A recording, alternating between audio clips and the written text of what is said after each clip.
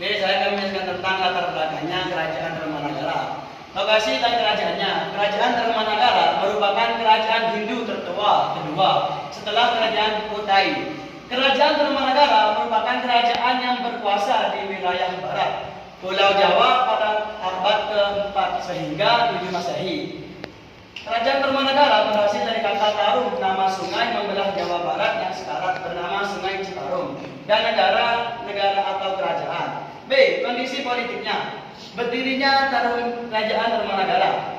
Berdirinya Kerajaan Dharmanagara masih dipertanyakan oleh para ahli sejarah. Satu-satunya sumber sejarah yang secara lengkap membahas mengenai kerajaan Dharmanagara adalah naskah Wangsakerta.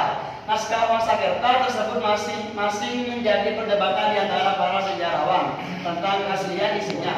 Menurut naskah Wangsakerta, pada abad ke-4 Masehi, pulau dan beberapa wilayah Nusantara lainnya didatangi oleh sejumlah pengungsi dari India yang mencari perlindungan akibat persetujuan dari raja yang berkuasa di Jawa Barat, di barat Jawa. Di Warman, 8 raja Sultan, maka Pajiwagarman membuka pemukiman baru di dekat Sungai Citarum.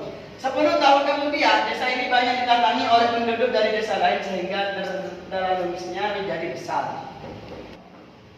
Yang kedua, kejayaan Kerajaan Tarumanagara. Kerajaan Tarumanagara mencapai puncak kejayaan ketika dipimpin oleh Purnawarman. Di masa kepemerintahan Purnawarman, luas kerajaan Tarumanagara diperluas dengan menaklukkan kerajaan-kerajaan yang berada di sekitarnya. Tercatat luas kerajaan Tarumanagara hampir sama dengan luas daerah Jawa Barat sekarang. Yang ketiga, keruntuhan kerajaan Tarumanagara. Raja ke-12 Tarumanagara, Linggawarman, memiliki dua orang putri-putri pertamanya, bernama Dewi Manasih, yang kemudian menikah dengan Tarusbawa dan Soba Kencana, yang kemudian menjadi istri Daputa yang Sri Jayansa. Pendiri kerajaan Sriwijaya. Kepemimpinan kerajaan Tarumanagara selanjutnya jatuh pada suami Manasih, yaitu Tarusbawa. Pada masa pemerintahan Tarusbawa, pusat kerajaan Tarumanagara dipindah kerajaan sendiri, yaitu Kerajaan Sunda, kerajaan bawahan Tarumanagara, dan kemudian mengganti kerajaan Tarumanagara menjadi Kerajaan Sunda. Yang keempat, raja-raja kerajaan Tarumanagara.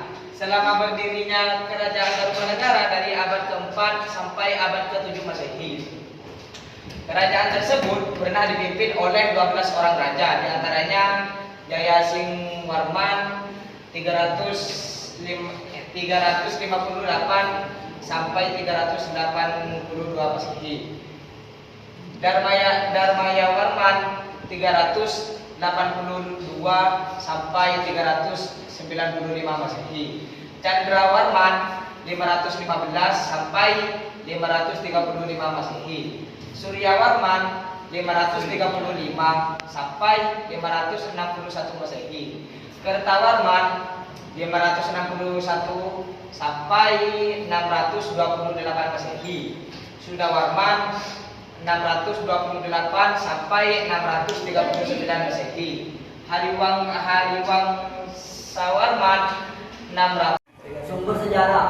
Kerajaan Tarumanagara banyak meninggalkan bukti sejarah. Di antaranya ditemukan 7 buah prasasti, yaitu yang pertama, Prasasti Jaruterum yang ditemukan di Ciampea, Bogor. Pada prasasti tersebut terdapat ukiran laba-laba dan tapak kaki serta puisi beraksara Pallawa dan berbahasa Sanskerta.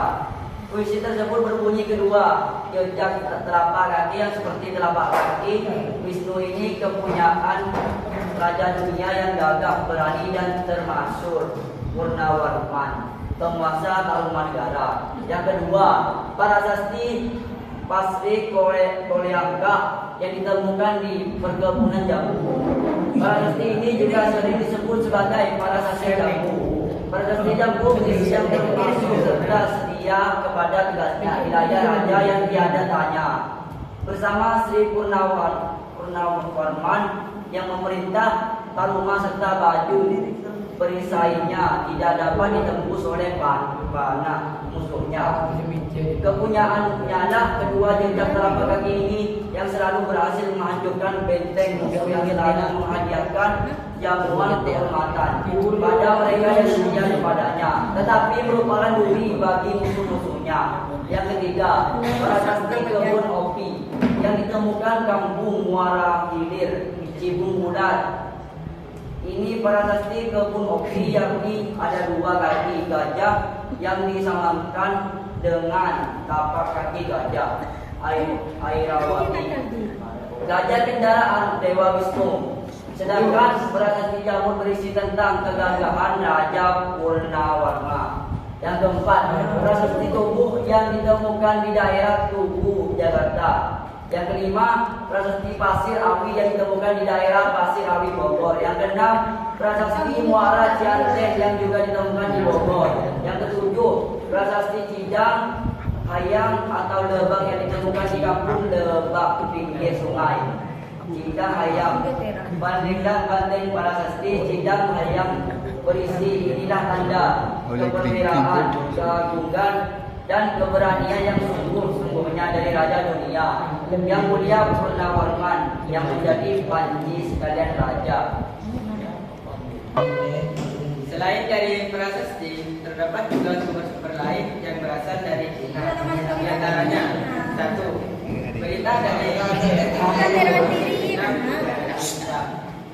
yang terdampar di Jawa, Jawa.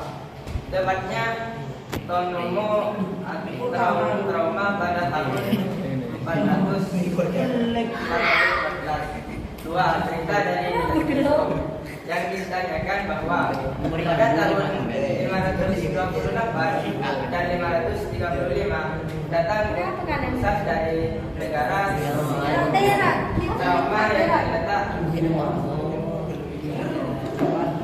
cerita dari Nasisu yang dinyatakan bahwa pada tahun 528 dan 535 datang utusan dari negara Tonomo Trauma yang terletak di sebuah hutan.